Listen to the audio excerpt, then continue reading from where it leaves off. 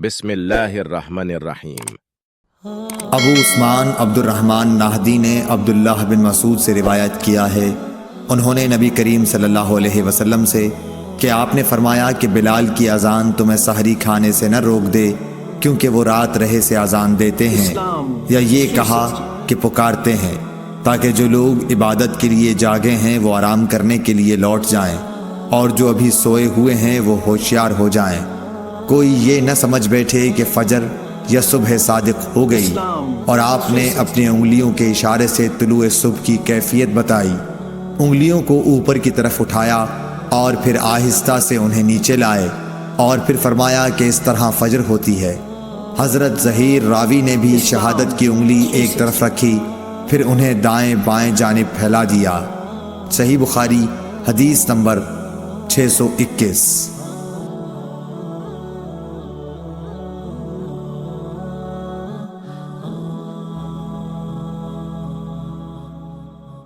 Ah